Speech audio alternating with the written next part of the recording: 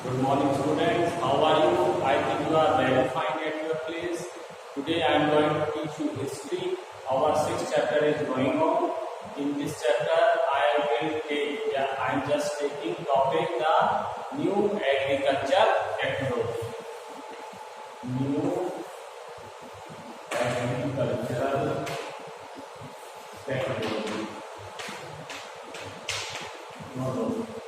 Means I told you पहले ये जो पीपल्स थे ये प्रीहीटिंग टूल्स को यूज कर रहे थे। जैसे मैंने बताया आपको कल वाले टॉपिक में ये वुडन प्लग को यूज कर रहे थे जो कि उनकी अर्थ सरफेस को ज्यादा डील नहीं कर पाते थे, जिसकी वजह से सॉइल की जो मॉइस्चर की फर्टिलिटी थी उसको प्लांट जो है गेन नहीं कर पाते थे, जिसकी वजह से जो प्रोड्यूस है वो ज्यादा नहीं, प्रोडक्शन जो है वो ज्यादा नहीं होता था। अब इन्होंने नए सिस्टम इस्तेमाल करने लगे, वेट मिल्स लगाने लगे, ठीक है, वाटर मिल्स लगाने लगे, पानी के लिए सिस्टम लगाने लगे, और इसकी जगह पर वुडन प्लग की जगह पर ये है लोग मेटल का प्लग इस्तेमाल करने लगे जो कि जमीन को बहुत अच्छी तरीके से डील कर दिया करता, जिसकी वजह से इनकी जो एग्रीकल्चर फर्टिलिटी है वो बढ़ गई थी। अब अपन थोड़ी सी चीजें और देख लेते हैं बुक के अंदर, रीडिंग के अंदर सारा कुछ क्लियर हो जाएगा। By the 11th century, there is evidence of several technological changes. इन्होंने काफी सारे टेक्नोलॉजी जो थी डेवलप कर ली पीपल्स ने। Instead of basic wooden plug की जगह पर ये क्या इस्तेमाल करने लग गए, मेटल प्लग इस्तेमाल करने लगे। पहले ये जो ऑक्सन देते थे, जो बैलों को इस्तेमाल करते थे, जो बैल इनके हल को खींचते थे वो उसकी नेक के बांध के रखते थे उस हल को। अब इन्होंने उस सिस्टम को चेंज करके उसकी कंधे पर डाल दिया, जिसकी वजह से वो और भी ज्यादा ताकत आसानी से लगा सकता है। Cultivation began using heavy iron tip plug and mold board. These plugs would take much deeper and mold board turn the top soil properly. ठीक है, ये खोदने के बाद में उसको आसानी से कर सकते थे। With these nutrients from the soil were better utilized. जो उस soil के अंदर fertile particles होते थे उनका plants ज्यादा यूज कर लिया करते थे। इसके अलावा the method of harnessing animal to the plug improved. जो उस प्लग को एनिमल खींचते वक्त टेक्नोलॉजी थी उसको इन्होंने चेंज किया। पहले नेक पे डाल के रखते थे, अब उन्होंने उसको शोल्डर के ऊपर रख दिया। कंधे के ऊपर रखने की वजह से अब वो एनिमल्स ज्यादा शक्ति लगा सकते थे, जिसकी वजह से कुछ एनिमल ने पावर लगाई, कुछ आयरन प्लग ने मेहनत करी, जिसकी वजह से डीप तक वो उसको रोक दिया करते थे। This enable animal to exert greater power. इसके अलावा force were now better stood. घोड़े की नाल सुना होगा, लोहे की लगा दी जाती है, जिसकी वजह से उनके जो पैर फीट वगैरह है वो खराब नहीं होते थे। Horse were now better stored with iron horseshoe, which prevented food decay. जिसकी उनके पैर खराब हो जाते थे। अब इन्होंने आयरन के वो पैर इस्तेमाल करने लगे, नाल वगैरह, जिसकी वजह से अब थोड़े पैर खराब नहीं होते। There were increased use of wind and water energy for agriculture. पानी के लिए मिलें लगा दी उन्होंने, विंड मिल्स वगैरह लगा दी, जिसकी वजह से इरिगेशन फैसिलिटी प्लांट्स को इजीली मिल गया। More water powered and wind powered mills were set up all over Europe for purposes like mining corn and pressing grapes. Corn को निकालने के लिए और ग्रेप्स को पीसने के लिए अब ये लोग विंड मिल्स और वाटर मिल्स का इस्तेमाल करने लग गए। यानी कि टाइम के अकॉर्डिंग टेक्नोलॉजी चेंज होती है। क्वेश्चन आ सकता है पहले डिफरेंट या किस टाइप में इंप्रूवमेंट इन लोगों ने किया, तो यू विल राइट हियर। अच्छा, इसके अलावा इन्होंने लैंड यूज पैटर्न में भी चेंज किया। मैंने लैंड यूज पैटर्न इन्होंने चेंज किया। शायद मैंने आपको पहले बताया था कि पहले ये लैंड को 2 पार्ट्स में बांट दिया करते थे। एक में बीज उगा लेते एक सीजन में, और फिर उस सीजन में इस लैंड को लेफ्ट कर दिया करते थे, और दूसरे सीजन में फिर यहाँ पे राई वगैरह उगाते थे, जिसकी वजह से जो प्रोडक्शन है वो ज्यादा नहीं मिलता था, प्लस में सॉइल की फर्टिलिटी भी खराब हो गई थी। अब इन्होंने क्या किया, अब इन्होंने उस फील्ड को 3 पार्ट्स में डाल दिया। अब ये 2 पार्ट्स में तो एग्रीकल्चर करते थे, थर्ड पार्ट को छोड़ दिया करते थे। एक सीजन में इस पे करा, दूसरे सीजन में इस पे, इस तरीके से ये खाली रह जाया करता था थर्ड जो पार्ट, जिसकी वजह से सॉइल की रेगुलर प्रोसेस चलता रहता था, फर्टिलिटी मेंटेन रहती थी, प्रोडक्शन बढ़ता गया। The most evolutionary one was switch from 2-field to 3-field system. In this peasant could use a field 2 year out of 3 if they planted it with one crop in autumn and a different crop in spring a year and half later. ये system चलाते थे। That means farmer could break their holding into 3 field. यानी कि उन्होंने holding पैदावार को 3 parts में उन्होंने बांट दिया। They could plant one with wheat or rain in autumn. एक ऑटम के सीजन में या तो wheat उगा लिया करते थे या राई उगा लिया करते थे, ठीक है,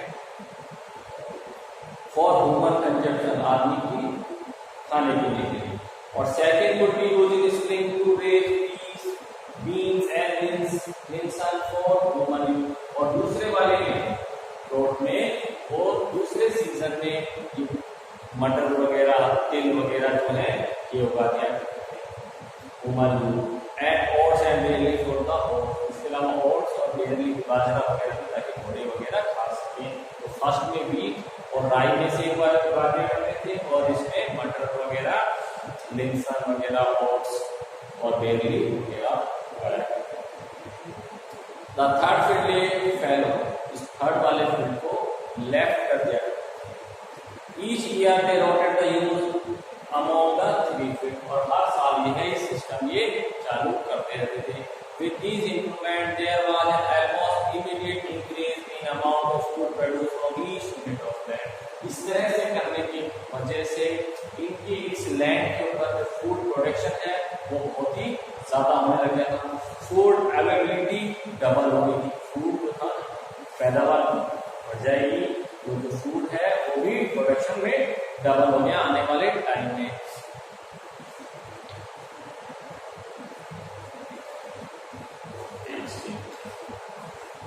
the greater use of plant like, अच्छा अब ग्रेटर यूज होने लग गया जब मटर वगैरह, बीन्स वगैरह उगने लग गए तो उनको उनके खाने की डाइट में प्रोटीन्स, विटामिन जो है ये बढ़ने लग गए यूरोपियंस के, और साथ साथ ही एनिमल्स के लिए फोडर्स वगैरह भी तेजी से उगने लग गया।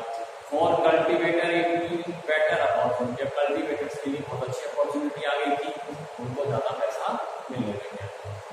अच्छा, they could now produce more food from less land, अब यह लोग जो थे ज्यादा फूड प्रोड्यूस कर लिया करते थे, उनके पास में जमीनें कम थी। पहले के टाइम में क्या था, एक नॉर्मल फार्मर के पास में 100 एकड़ जमीन होती थी, लेकिन अब क्या होने लग गया, अब 20 to 30 एकड़ ही किसान के पास में होती थी, जिसकी वजह से उसके पास में स्मॉल फील्ड्स में वो ज्यादा प्रोडक्शन या ज्यादा प्रोड्यूस कर लिया। The average size of peasant farms sprang from about 100 acres to 20 to 30 acres from the 13th century. Holding which were smaller could be more efficiently cultivated. जब इनके पास में फील्ड कम हो गए तो उस पर आसानी से कल्टीवेशन वगैरह कर दिया जाता था। And reduce the amount for labor needed. अब जमीन कम हो गई तो उसके ऊपर जो लेबर का खर्चा था वो भी कम हो गया। This gives the peasant time for other activity. अब जब जमीन कम हो गई, लेबर कम हो गई, तो किसानों के पास में टाइम बच जाता था, उस टाइम को वो यूज किसी दूसरी एक्टिविटी में भी कर लिया करते थे। Some of these technology change cost a lot of money. इस टेक्नोलॉजी ने लोगों के पैसा बचा दिया। Peasant did not have enough money to set up, लेकिन जो किसान वगैरह थे वो वाटर मिल, विंड मिल्स नहीं लगा सकते थे, इसके लिए उनको लॉर्ड्स पर डिपेंड रहना पड़ता था। ठीक है, but peasant were able to take the initiative in many things such as extending arable land. ठीक है, लेकिन फिर भी किसान अपने बल के ऊपर, अपने दम पर कुछ और भी काम कर लिया करते थे, जैसे वो अपनी एरियल लैंड को बढ़ा लिया करते थे, एग्रीकल्चर लैंड को बढ़ा लिया करते थे। They also switched to 3-field rotation of crop and set up small pond and smith in the village. अब इन लोगों ने छोटी मोटी मशीनें लगाने लग गए ये लोग, जैसे लोहे को कूटने के लिए इस तरीके से। Where iron tip plough and horse shoe were made and repair cheaply.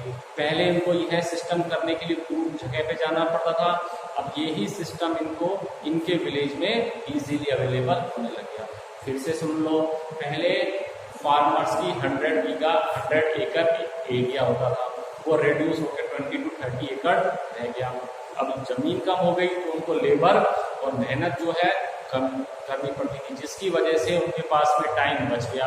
अब यह जो टाइम है, इस टाइम का वो यूज दूसरी एक्टिविटी में कर सकते थे, यानी कि एग्रीकल्चर के साथ साथ में वो दूसरी एक्टिविटी भी कर सकते थे। जो कैपेबल पर्सन थे वो आर्टिशियंस वगैरह काम करने लगे, ब्लैक स्मिथ्स बन गए।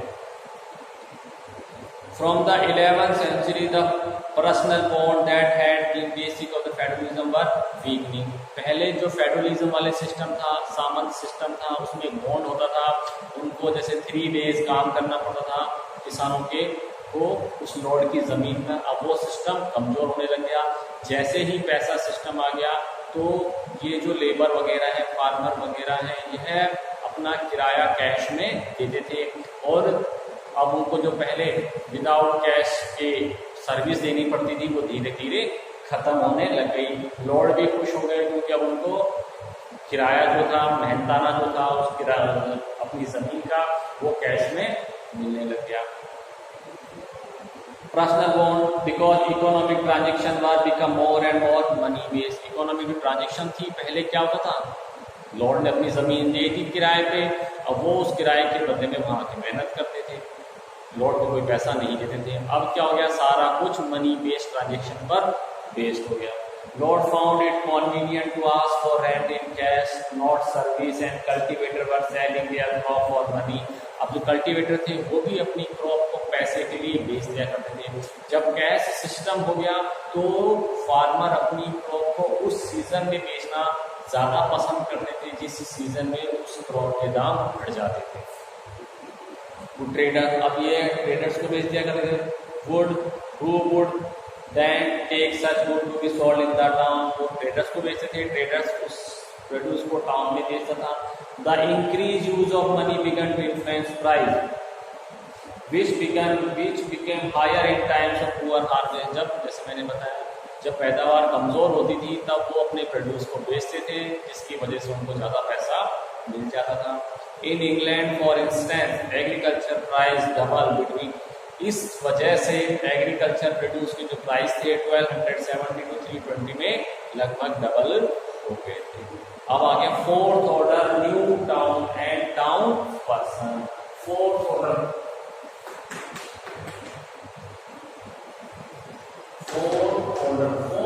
का मतलब हो गया, मैंने अभी तक आपको 3 ऑर्डर के बारे में बताया था। तो पहला कौन सा ऑर्डर था, पहला था प्रेस्ट, सेकंड था रूरल और जो थर्ड जो था वो पीजेंट था। अब जो ये फोर्थ वाला आ गया, इसमें जो मिडिल क्लास, आप एक प्रकार का मिडिल क्लास बोल सकते हैं, ये वाला वो वर्ग था। इसमें क्या हुआ, जो किसान जो थे खेतों में काम करते थे, कई बार वहां से भागकर वो लोग शहरों में आ जाते थे और शहरों में छिप जाते थे। अगर उनका ऑनर उनको एक साल तक ढूंढ नहीं पाता था तो वो फ्री हो जाते थे, यानी कि अपने उस लॉर्ड की दास्तां से उनको मुक्ति मिल जाती थी। अब मोस्टली ये जो भाग के आते थे ये अनस्किल्ड पर्सन होते थे। शहरों में स्किल्ड पर्सन की ज्यादा जरूरत होती है। शहरों में वकील, लॉयर वगैरह हैं या दूसरे ट्रेडर्स वगैरह हैं, इनकी जरूरत होती थी। तो धीरे धीरे फोर्थ जो ऑर्डर है वो इन्हीं ग्रुप्स का बन गया था। अब शहरों में अच्छी चीजें मिलने लग गई। पहले क्या करते थे traders, one manor to another manor, मतलब मैनर क्या है, लोगों के जो घर होता है उसको मैनर बोलते हैं, ठीक है। ये मैनर के एक मैनर स्टेट से दूसरे मैनर स्टेट में जाके ये सामान बेचते थे। लेकिन अब क्या हो गया, जब शहर बनने लगे, पॉपुलेशन बढ़ने लग गई, तो एक ही चौक पर चौराहे वगैरह होता है, शहरों में भी देख लो, हर जगह देखो, जहाँ पे क्रॉस रोड होती है वहाँ पे ज्यादा दुकान, वहाँ पे ज्यादा शॉप्स खुल जाती है, हर चीज अवेलेबल हो जाती है। किसान जो थे प्रोडक्शन बढ़ गया था, तो वो अपने कंजप्शन का मटेरियल रखने के बाद में बाकी मटेरियल को वो मार्केट में सेल कर दिया करते थे, ये ट्रेडर्स को सेल कर दिया करते थे। ये ट्रेडर्स इन जगहों पर आकर अपना सामान बेचते थे, इनके लिए भी ये कॉन्वीनियंट हो गया था और पर्सन पीपल्स के लिए भी कॉन्वीनियंट हो गया था, क्योंकि एक ही जगह पर कोई सारी चीजें मिल जाती। अब थोड़ा सा रीडिंग लगा रहे हैं। एक्सपेंशन इन एग्रीकल्चर, एग्रीकल्चर के बढ़ने की वजह से 3 चीजें और बढ़ गई। क्या? पॉपुलेशन, ट्रेड एंड टाउन बढ़ गई। पॉपुलेशन एग्रीकल्चर बढ़ी तो पॉपुलेशन भी बढ़ गई, लोगों की व्यापार बढ़ गया, लोगों की प्रोडक्शन होने लगा अच्छा, और टाउन डेवलप हो गया। फॉर रफली 42 मिलियन इन 1000 का पीरियड था, उसमें 42 मिलियन पीपल थे यूरोप में, जो कि 1200 में 62 मिलियन हो गए, और इसी तरह ही 1300 में जाकर ये 73 मिलियन पीपल्स हो गए। 1 मिलियन में 10 लाख पीपल्स आते हैं। अच्छा, उनको अच्छा खाना मिलने लग गया। अच्छा, फूड की वजह से उनकी जो लाइफ स्पैन थी, यानी कि जीवन दर जो थी वो बढ़ गई। By the 13th century and average European would expect to live, अब 13th सेंचुरी के बाद में हर यूरोपियन पर्सन जो है 10 ईयर ज्यादा अपनी लाइफ बिताने लग गया 8th सेंचुरी की बजाय में। वुमेन्स और गर्ल्स की भी लाइफ बढ़ गई थी, लेकिन मैन की ज्यादा बढ़ी क्योंकि उनको अच्छा खाना मिलता था। Town of Roman empire had become, जो रोमन एम्पायर के टाइम में जो टाउन थे जो विध्वंस हो गया था, जो खराब हो गए थे, टूट गए थे, वो भी 11th सेंचुरी में उनमें भी प्रोडक्शन या उनमें भी पॉपुलेशन वगैरह बढ़ गई। हाँ, यूरोपियन जो रोमन एम्पायर जो था जो खत्म हो गया था, अब 11th सेंचुरी में जैसे जैसे एग्रीकल्चर प्रोड्यूस बढ़ा, जिसकी वजह से वापस यहाँ पे पॉपुलेशन बढ़ने लग गई, और जिसकी वजह से ये टाउन जो है वापस धीरे धीरे डेवलप होने लग गया। पीजेंट जो थे who had surplus grain to sell needed a place where they could set up a selling center। अब इन्होंने, जैसे मैंने बताया, फार्मर वगैरह पहले अपना सामान one manor to another manor बेचते थे, अब इन्होंने एक ही जगह पर सेटअप कर लिया, इन्होंने सिस्टम जो है चेंज कर लिया। जैसे मैंने आपको बताया न्यू टेक्नोलॉजी एग्रीकल्चर में आ गई थी, तो वही न्यू टेक्नोलॉजी जो है दूसरे फील्ड्स में भी आ गई। ठीक है, where they could set up selling center and where they could buy tools and clothes। अब एक ही जगह पर किसानों को टूल्स और क्लॉथ इजीली अवेलेबल हो जाते थे। इनकी डिमांड्स को पूरा करने के लिए पीरियोडिक फेयर्स वगैरह, स्मॉल मार्केट सेंटर वगैरह यह लगने लगे, जिनको मेला वगैरह सिस्टम भी बोल देते हैं। टाउन स्क्वायर, चौराहे पर चर्च वगैरह, रोड चर्च बनने लग गए, वहाँ पे रोड या मर्चेंट बुक शॉप, उसी चौराहे पर मर्चेंट ने दुकानें बना ली, घर बना लिए और ऑफिस बना लिए लोगों ने, गवर्नमेंट काम वाले करने लगे, और इन्हीं कामों के चक्कर में लोग यहाँ आते थे और आसानी से सारे काम हो जाते थे। इसके अलावा दूसरी प्लेसेस भी थी जहाँ पर यह टाउन वगैरह डेवलप हो गए, वहाँ पे अराउंड लार्ज कैस्टल मतलब एक चर्च का बड़ा, जो मॉनेस्ट्रीज वगैरह, बड़े चर्च वगैरह होते हैं, बिशप्स की स्लेट्स वगैरह होती हैं, वहां पर भी टाउन धीरे धीरे डेवलप होने लगे।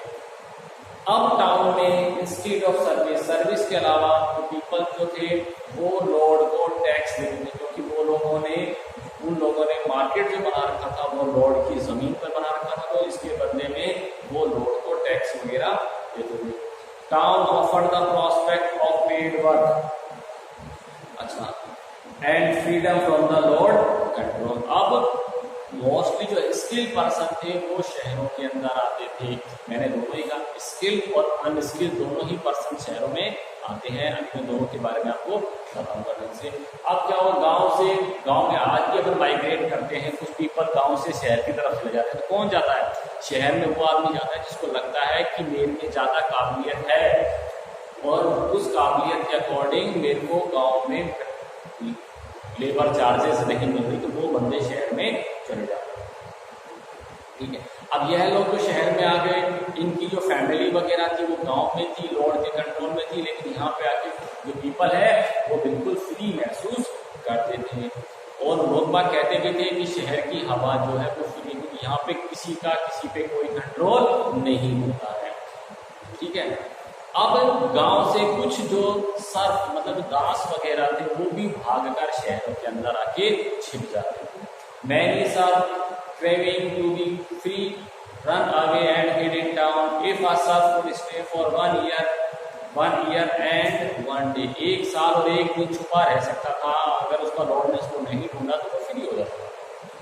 Without his lord discovering him, he would become a free man.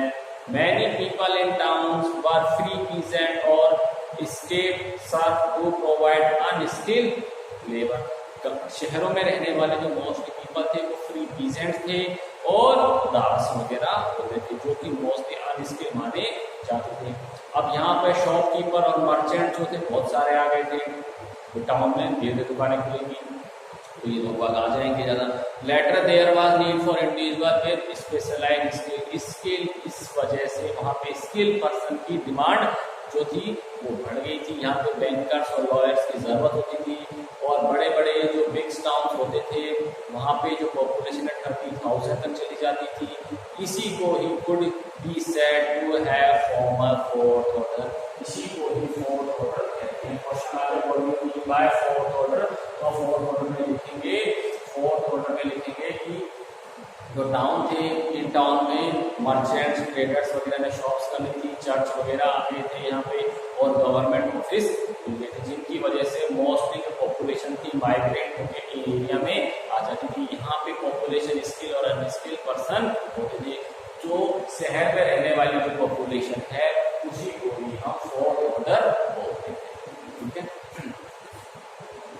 The basis of economic organisation was the guild. अच्छा, उस टाइम में जो इकोनॉमिक ऑर्गेनाइजेशन होते थे उनको गिल्ड बोलते थे। एक प्रकार की यूनियन बना लिया करते थे ये और उस यूनियन को ये गिल्ड बोलते थे। इस गिल्ड का काम होता था परचेजिंग और सेलिंग, कहाँ से माल आ रहा है, सारी चीज को कंट्रोल करने की रिस्पॉन्सिबिलिटी इनकी होती थी। ईच क्राफ्ट और industries was organised into A guild, और हर इंडस्ट्री चाहे वो क्राफ्ट की हो किसी और मटेरियल से रिलेटेड हो, सबकी अलग अलग गिल्ड्स वगैरह होती थी। An association which control the quality, ये क्या करते थे, इनका काम था उस मटेरियल की क्वालिटी को कंट्रोल करना, प्रोडक्शन को कंट्रोल करना, प्राइस और सेल को कंट्रोल करना, ये इनकी रिस्पॉन्सिबिलिटी होती थी। और कभी कभार ये गिल्ड्स की मीटिंग्स वगैरह भी होती थी, इस मीटिंग में इन गिल्ड्स के जो हेड्स हो गए, अलग अलग गिल्ड्स के जो हेड हो गए वो भी जाते थे। इसके लिए गिल्ड हॉल बना हुआ। ठीक है, guild hall was a feature of every town, हर शहर का ये है टाउन का ये फीचर होता था। It was a building for ceremonial function, एक फंक्शन करने के लिए एक बिल्डिंग होती थी। Where the head of all the guilds meet formally, ठीक है, यहाँ पे गार्ड जो है पेट्रोल करते थे टाउन हॉल को।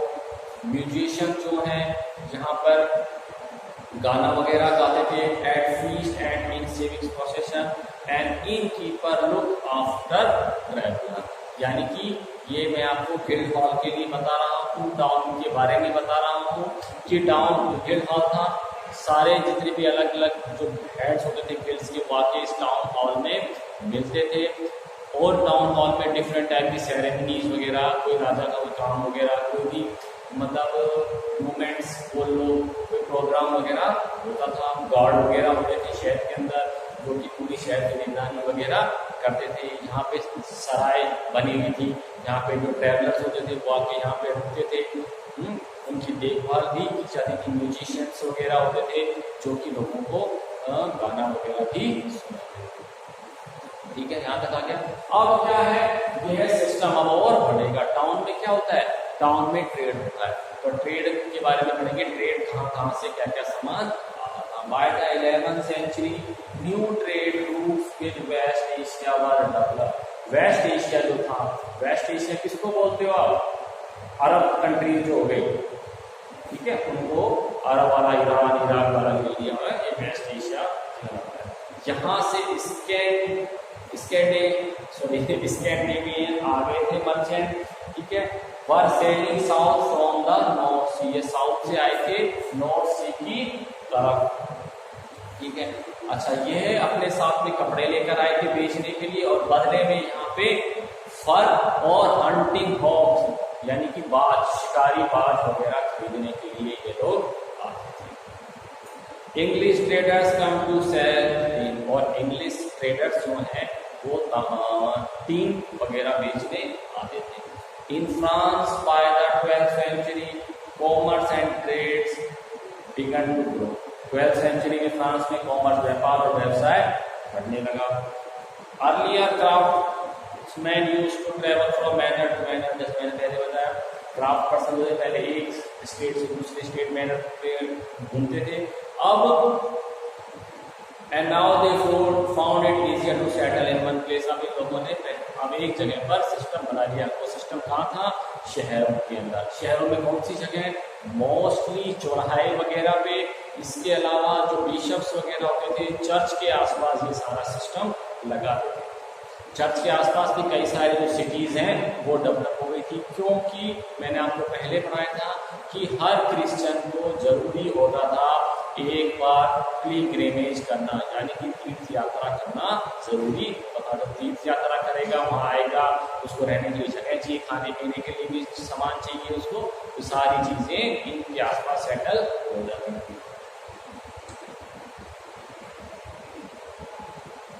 अच्छा, where goods could be produce and trade for food as the number of town grew and trade continue to extend. जैसे जैसे टाउन डेवलप होते रहे ट्रेड भी डेवलप होता रहा। Town merchant become rich and powerful. अब जो शहर में रहने वाले जो मर्चेंट्स थे ये पावरफुल हो गए थे। इनके पावरफुल की वजह से, इनके पावरफुल बनने की वजह से अब यह लोग रोड से सीधी टक्कर ले लिया करते थे, नोबिलिटी वगैरह से सीधी टक्कर ले लिया करते थे, क्योंकि उनके पास में पैसा आ गया, पावर आ गई, सब कुछ आ गया। अब आ गया कैथेड्रल टाउन। कैथेड्रल टाउन का मतलब होता है ऐसा टाउन जो किसी बड़े चर्च के आसपास बना है। तो उस टाइम में जो चर्च वगैरह बनते थे वो स्टोन से बनते थे, ब्रिक्स वगैरह से कम बनाते थे, स्टोन से ज़्यादा बनाते थे। और स्टोन से बनाने जब बनता था वो टाउन, सॉरी वो चर्च, तो उसको काफ़ी टाइम लग जाता था कंप्लीट होने में। तो जैसे ही वो चर्च का काम स्टार्ट होता था पीपल जो है उनके आसपास रहने लग जाते थे। जब तक वो चर्च तैयार होता था तब तक वो जो एरिया है वो टाउन में कन्वर्ट हो चुका होता था।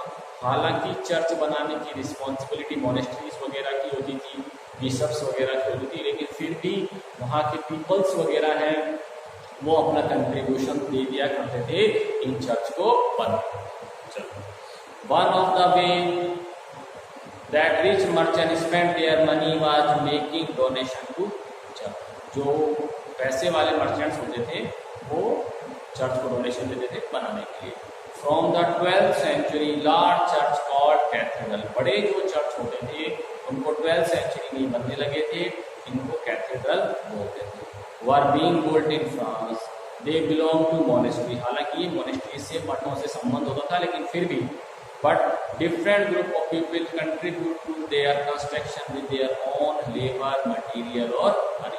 लेकिन फिर भी पीपल्स जो हैं खुद की मेहनत, लेबर दे दिया करते थे, पैसा दे दिया करते थे, या कोई मटेरियल जो है इन लोगों को दे दिया करते थे।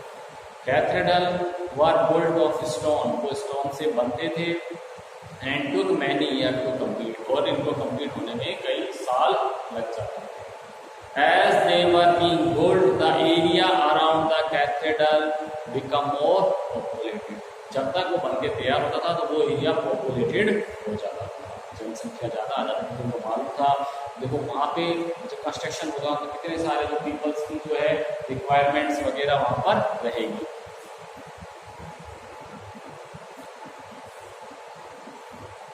Cathedral were put stone and as they being completed the area हो गया। When they were completed, they become center of pilgrimage। ये तीर्थ यात्रा का एक सेंटर बन जाता था। यहाँ पे पीपल्स आते थे, अरे वहाँ पे हम कैथेड्रल बना है, चलो देख कर आते हैं।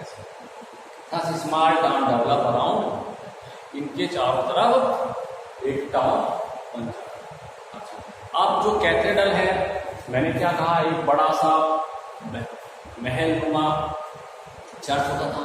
इस चर्च को बनाने में काफी सारे साइंटिफिक चीजों का इस्तेमाल किया जाता था, जैसे टेक्नोलॉजी की बात कर रही हैं, तो उसको ऐसा बनाया जाता था कि जब प्रेस्ट कोई अपना भाषण दे, प्रेयर वगैरह करे, तो वहाँ पे रहने वाले जितने भी पॉपुलेशन है वो सभी लोग उसको सुन सकें। वहाँ पे जो भी म्यूजिशियन अपना म्यूजिक वगैरह प्ले करेगा तो वो भी लोगों को अच्छा सुनाई दे, इस टाइप का वहाँ पे बनाया जाता था। साथ ही साथ में ही उस चर्च में ग्लासेस का इस्तेमाल किया जाता था। इस ग्लासेस के ऊपर पिक्चर्स वगैरह बनी रहती थी, और जब दिन होता था तो सूरज, सन की जो रेज है वो चर्च के अंदर आती थी, तो चर्च के लोगों को बहुत अच्छा फील होता था। और उस ग्लासेस के ऊपर बाइबल्स की पिक्चर्स वगैरह बनी हुई थी, जिसको अनपढ़ आदमी भी देखकर समझ सकता था। इसी तरह ही जब रात होती थी, ड्यूरिंग नाइट, जब चर्च में कैंडल्स वगैरह जलती थी, तो उन कैंडल की जो रोशनी है वो बाहर बहुत अच्छी दिखाई देती। तो इस चीज का ध्यान जो है रखा जाता था। चलो पढ़ते हैं। Cathedral were designed so that the priest's voice would be heard clearly within the hall where large number of people gather. उसकी आवाज को ढंग से सुन सके, ज्यादा मोस्टली पॉपुलेशन कलेक्ट हुई है। And so that the singing by monks would sound beautiful and the chimney bell calling the village. अच्छा, प्रेयर के लिए जो बैल घंटी वगैरह बजाते थे वो घंटी की आवाज भी लोगों को दूर तक सुनाई दी। सुना होगा टन टन, मोस्टली भूत प्रेतों की मूवीज में आता है। ठीक है, prayer would be heard over a great distance, दूर तक उनकी आवाज सुनाई दे सके। Stained glass was used for window during the day, the sunlight would make them radiant for people inside the cathedral, and after the sunset the light of candle would make them visible to people outside. The stained glass window narrated the story in the Bible through a picture which illiterate people could read. अनपढ़ आदमी भी उसको ढंग से पढ़ सके, सुन सके या देख सके, ऐसा सिस्टम होता था। अब अपन बात करते हैं the fourth crisis. Fourth crisis नाम से पता चलता है कि अब यहाँ पे क्या आ गया, क्राइसिस आ गया, यानी कि जो उनका जीवन वगैरह था वो डिस्टर्ब हो गया।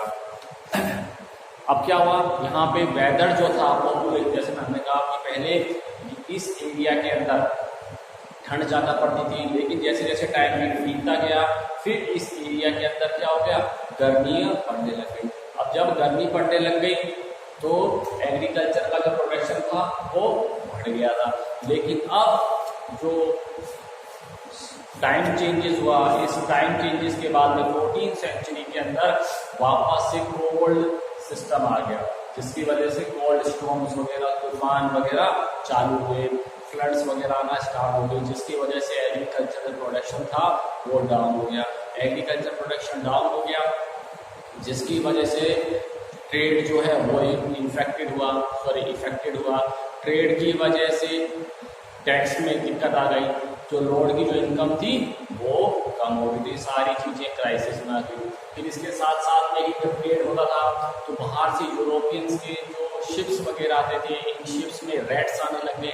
इन रैट्स की वजह से बर्मोलिक जो प्लेग था, 10th क्लास में आपने पढ़ा होगा, जिसको ब्लैक डेथ के नाम से भी जानते हैं, उसकी वजह से यहाँ की जो पॉपुलेशन है वो मरने लग गई। एक बार प्लेग से कोई पर्सन इन्फेक्टेड हो जाता था तो कुछ मोनेस्ट्रीज में रहने वाला, जिसकी वजह से फिर सारे पीपल जो है इन्फेक्टेड हो जाते थे, और इससे ज़्यादातर बच्चे, बूढ़े और जो जवान पर्सन है वो ज़्यादा इन्फेक्टेड या इन्फेक्टेड होते थे। ठीक है, इसकी वजह से तेजी से पॉपुलेशन कम होने लगी। तो फूड की जो डिमांड जो थी वो घट गई, जिसकी वजह से जो फूड प्राइस थे वो घट गए। अब जब मैन पावर कम हो गई, सारे काम मैन पावर से ही होते हैं, तो अब ह्यूमन लेबर आसानी से नहीं मिल रहा था, जिसकी वजह से इन लेबर्स ने अपनी जो लेबर चार्जेस है वो बढ़ा दिए थे, 250 गुना तक ये बढ़ गए थे। ठीक है, ये सारी चीजें अपन पढ़ते हैं। By the early 14th century, European economic expansion slowed down. वापस से घटना स्टार्ट हो गया। This was due to 3 factors. के 3 कारण थे, सुन लो। एक क्या था, in North Europe by the end of the 13th century, the warm summer of the previous 3 years had given way to bitter cold summer। जो पहले 300 सालों से जो बहुत अच्छा मौसम चल रहा था वो अब चेंज हो गया। Season for growing crops were reduced by a month and it become difficult to grow crop on higher growth. जब मौसम चेंज हो गया तो प्लेन्स पे भी फसल उगाना मुश्किल हो गया, तो हाइट वाले जो एरिया थे वहां तो होना ही था, क्योंकि हाइट पे जाएंगे तो टेम्परेचर और भी कम हो जाता है। Storms and oceanic flooding destroy many farms still. कई जो किसानों की जमीन थी उनको इन्होंने खराब कर दिया। विच resulted in less income in taxes for government, जिसकी वजह से गवर्नमेंट को टैक्स वगैरह मिलते थे उसमें कटौती हो गई। The opportunity offered by the favorable climatic condition before the 13th century had led to large-scale declination of the land of forest and pasture for agriculture, जिसकी वजह से जैसे 13th सेंचुरी से पहले फॉरेस्ट लैंड ज़्यादा थी, लेकिन एग्रीकल्चर प्रोडक्शन की बढ़ने की वजह से ये लैंड कम हो गई थी, पास्चर लैंड भी कम हो चुकी थी। अब क्या हुआ, अब मतलब 14th सेंचुरी से पहले 300 साल पहले चले जाओ, यानी 1100 से 14th सेंचुरी तक के टाइम पीरियड को ले लो कि यहाँ पे फॉरेस्ट और पास्चर लैंड ज़्यादा होती थी, लेकिन जब एग्रीकल्चर बढ़ी तो फॉरेस्ट और पास्चर लैंड तेजी से घटना स्टार्ट हो गई। ठीक है, अब क्या हुआ, बुरा वक्त स्टार्ट हो गया। तो बुरा वक्त स्टार्ट हो गया तो फॉरेस्ट और पास्चर लैंड थे ही नहीं या कम हो गए थे, जिसकी वजह से एनिमल्स भूखे मरना स्टार्ट हो गए। अपन ने पढ़ा था इसमें वो लोग लैंड को 3 पार्ट्स में काटते थे, जिसमें से एक पार्ट में वो ओट्स और बेरली उगाते थे, हॉर्सेस के लिए बड़ा उद्यान। ठीक है, पहले वो उनके फोडर की व्यवस्था खुद के खेतों में ही करते थे। खेत टेम्परेचर ने खराब कर दी, अब पास्चर लैंड और फॉरेस्ट थे ही नहीं, जिसकी वजह से एनिमल्स भूखे मरने लगे।